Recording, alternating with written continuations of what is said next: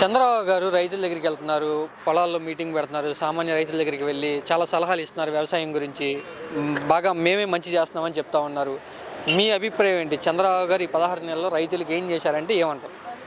చంద్రబాబు గారు కానీ, deputy CM Pawan Kalyan గారు కానీ, లేకపోతే నారా లోకేష్ గారు కానీ, వీళ్ళ ముగ్గురికి రైతుల దగ్గరకు పోయే హక్కు అయితే లేదు. ఎందుకనంటే రైతులు ఈ రోజున ఏ విధంగా ఉందంటే రైతుల పరిస్థితి, కూడు పెట్టోని వదిలిపెట్టి పాటనెక్కించోడిని అనవసరంగా గద్దెనెక్కించామని చెప్పేసి బాధపడతా ఉన్నారు. ఎందుకనంటే వాస్తవంగా రైతులు ఈ 18 నెలల కాలంలో కూటమి ప్రభుత్వం అధికారంలోకి వచ్చిన తర్వాత ఘోరాతి ఘోరమైనటువంటి విపత్తులు ఎదురైనాయి రైతులకి. ముఖ్యంగా రైతులు ఎదుర్కొన్న సమస్యలు ఏందంటే 2-3 తుఫాన్లు వచ్చినాయి. ఆ 2-3 తుఫాన్లో కూడా ఈ గవర్నమెంటు రైతులకు ఎటువంటి నష్టపరిహారాలు ఇవ్వాల.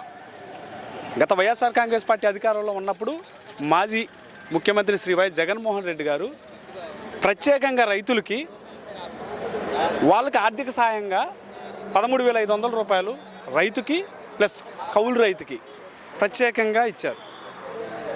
రైతుకి ఏదన్నా పంట నష్టం జరిగితే ప్రత్యేకంగా దానికి కొంత నిధులు ఏర్పాటు చేసి ఆ రైతులకి పంట నష్టపరిహారాలు డబ్బులు ఇప్పించిండు. మళ్ళీ ఉచిత విద్యుత్తు 9 గంటల విద్యుత్తు ఇచ్చాడు.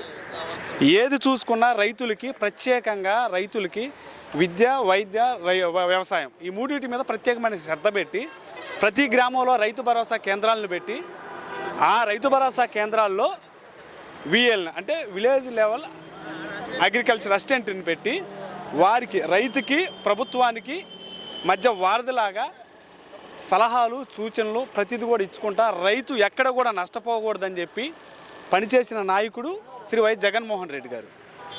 అందుకని ఈ రోజున గతంలో వైఎస్ జగన్మోహన్ రెడ్డి గారు ప్రభుత్వంలో ఏ విధంగా నష్టపరిహారాలు అందించారు, ఈ కూటమి ప్రభుత్వం వచ్చిన దగ్గర నుంచి ఈ 18 నెలల కాలంలో రైతులకు ఎటువంటి నష్టపరిహారాలు అందించారనేది ఒక లిస్టు తీసుకుంటే శూన్యం, ఏమి లేదు. వస్తున్నారు పోతున్నారు. కానీ నష్టం జరిగినటువంటి రైతులకి ఎటువంటి న్యాయం జరిగినటువంటి దాఖలైతే ఈ ఆంధ్రప్రదేశ్ రాష్ట్రంలో అయితే లేదు.